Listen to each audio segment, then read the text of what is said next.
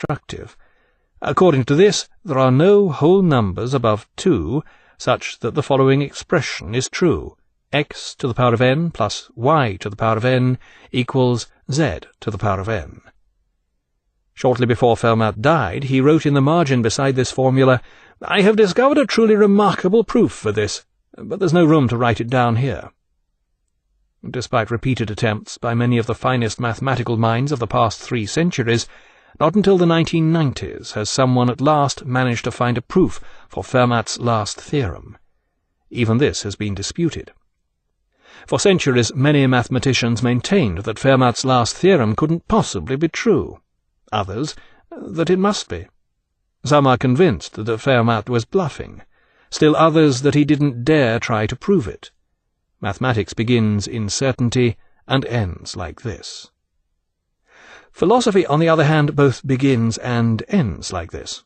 When someone is described as having a philosophical attitude, you can be sure he's not a philosopher. This Descartes quickly discovered. After the mathematicians, it was the philosophers' turn to attack him.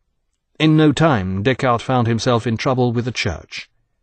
If you could doubt everything except the fact that you were thinking, where did this leave God? Fortunately, Descartes' friends rallied to defend him, and even more fortunately, Descartes was living in Holland. Or rather, moving in Holland. In 1638, for the 15th time since taking up residence in the Netherlands, Descartes moved his home once again, this time to Amersfoort, just outside the ancient university city of Utrecht. By now his daughter Francine was 5 years old, and he was planning to send her to France so that she could become a fine lady. This book is continued on Disc 2. Descartes in 90 Minutes by Paul Strathern, continued. Disc 2. Suddenly, Francine took ill and died. Descartes was devastated. It was the most bitter blow he was to suffer in his lifetime, and according to his biographer Bayet, he wept for his child with a tenderness which showed that the thought of eternity is capable of being extinguished by the grief of the moment. This tragedy occurred while Descartes was finishing his Meditations, generally considered his masterpiece. Although not as immediately appealing as the Discourse on Method, it is graced with the same felicity of style, and its French is a model expression of abstract thought. Descartes gallantly claimed that he had written it with the aim of making abstract ideas exciting to women. This time he took the precaution of sending the manuscript to Father Mersenne in Paris, and asking him to circulate it so that he might discover the opinions of the learned. Descartes wished to have the approval of the scholars and the Jesuits for his new philosophical treatise, which contained an elaboration of the ideas put forward in the Discourse on Method. This time he proposes an even more comprehensive program of doubt. He imagines that the entire universe, even the truths of geometry and the winter dressing gown he is wearing as he sits in front of the fire, may be the work of a malignant, unseen being, intent on deceiving him. Psychologists have confidently identified the anti-hero of this fantasy as Judge Joachim Descartes.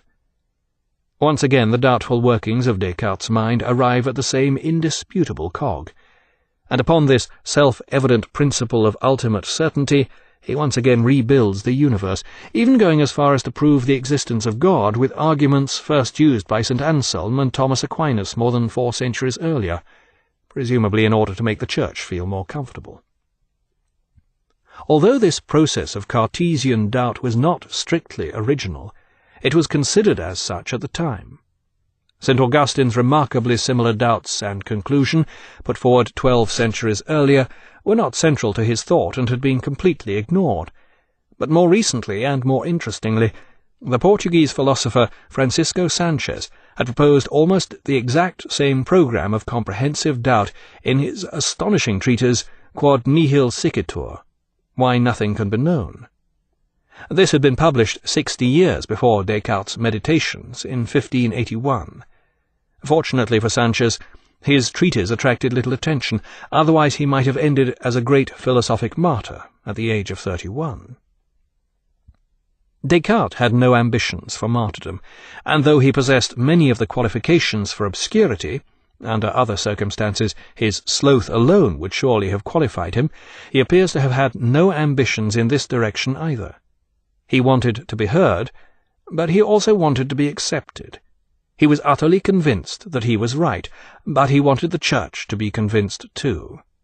So under his instructions, Father Mersenne sent the manuscript of the Meditations to such luminaries of the European intellectual scene as Gassendi, Hobbes, and Arnauld, and they replied, putting forward their objections to Descartes' theories. These objections irritated Descartes, but he was persuaded to add his replies, and the Meditations were finally published in 1641, complete with objections and Descartes' rebuttals. Inevitably, the publication of Descartes' Meditations provoked an even worse furor. The Jesuits correctly realized that Cartesian doubt and cogito ergo sum spelled the end of scholastic philosophy and Aquinas. Worse still for Descartes, this time the controversy spilled over into Holland. The president of the University of Utrecht accused Descartes of atheism. Ingeniously he likened Descartes to Vanini, who had been charged with purposely putting forward weak and ineffectual proofs of the existence of God. Vanini had been burned at the stake in 1619 in Toulouse. Even more damaging attacks came from other important Dutch figures, accusing him of heresy. In those days, atheism was one thing, but heresy was a matter of mortal consequences. Fortunately, the French ambassador intervened on Descartes' behalf, and eventually the controversy waned, though for some time afterward Descartes' name and works were not allowed to be mentioned within the precincts of the University of Utrecht. Ultimately this ban was dropped after the mathematics department complained that they were unable to do geometry without making use of Cartesian coordinates. Descartes was now renowned throughout Europe, his fame stretching so far beyond the intellectual world that he was read even by royalty. When the young Queen Christina of Sweden encountered one of his books, she was so impressed that she invited him to court. He must come to Stockholm and teach her philosophy. By now the long, hard years of late rising and gentlemanly meditation were beginning to take their toll on Descartes. Although only 53, he hadn't moved his home for 4 years. He was now living on a small estate at Egmondbinnen, 20 miles north of Amsterdam, near the sea. He did his meditations sitting in his octagonal study looking out over a beautiful old garden. Occasionally he would travel to Paris, where he discussed his ideas with old sparring partners like Gassendi, Pascal, Hobbes, and Arnauld. The prospect of a long trip north to Sweden did not appeal, but Queen Christina was a headstrong and determined woman. Only 23 years old, she had already made her mark on her kingdom. Just 5 feet tall, she had broad shoulders and trained like a soldier. It was said that she could gallop for more than 10 hours without tiring, though one wonders about the horse. When she ascended to the throne, she vowed to turn her capital, the watery Venice of the north, into the intellectual Paris of the north. Despite her determined efforts, it remained undeniably the Stockholm of the north. Descartes was her big chance, and she was determined not to let him slip from her grasp. To reinforce her invitation, she sent an admiral and a warship to collect him, but Descartes cavilled, albeit in most gallant fashion, handing to the waiting admiral a flattering missive describing how Her Majesty was created in the image of God to a greater degree than the rest of mankind, but prayed to be excused from basking in the sunbeams of her glorious presence. Christina stamped her foot. The court had a bad day, and another ship was dispatched to fetch the immobile philosopher. Descartes, who had defeated the finest minds of Europe in intellectual argument, was forced to concede defeat. In October 1649 he sailed for Stockholm. There he was welcomed by the Queen and had 2 personal audiences with her. Christina appeared to have absorbed little philosophy from the study of his works, and then she found she had other matters to attend to. Descartes was left to amuse himself for 6 weeks, while the bitter Swedish winter set in. It was to be the worst for 60 years, the city icebound for 6 months, gloom at noon, and beyond the suburbs the wolves howling in the frigid blast beneath the aurora borealis. Midway through January, when Christina decided it was time she started her philosophy lessons, Descartes was duly summoned. The Queen, he was informed, would have 3 philosophy lessons a week, each starting at 5 a.m. Even in the army, Descartes had never risen before 11 a.m. The shock of rising at 4 a.m. in deepest Scandinavian winter, attending to his toilet with French or rather, moving in Holland. In 1638, for the 15th time since taking up residence in the Netherlands, Descartes moved his home once again, this time to Amersfoort, just outside the ancient university city of Utrecht. By now his daughter Francine was 5 years old, and he was planning to send her to France so that she could become a fine lady. Some are convinced that Fermat was bluffing, still others that he didn't dare try to prove it. Mathematics begins in certainty and ends like this. Philosophy, on the other hand, both begins and ends like this. When someone is described as having a philosophical attitude, you can be sure he's not a philosopher. This Descartes quickly discovered. After the mathematicians, it was the philosophers' turn to attack him. In no time, Descartes found himself in trouble with the Church.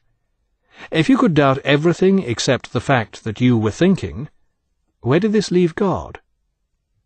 Fortunately, Descartes' friends rallied to defend him, and even more fortunately, Descartes was living in Holland.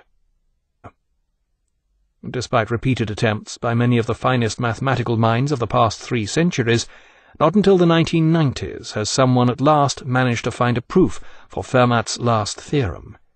Even this has been disputed. For centuries, many mathematicians maintained that Fermat's last theorem couldn't possibly be true. Others, that it must be destructive. According to this, there are no whole numbers above 2 such that the following expression is true: x to the power of n plus y to the power of n equals z to the power of n. Shortly before Fermat died, he wrote in the margin beside this formula, "I have discovered a truly remarkable proof for this, but there's no room to write it down here."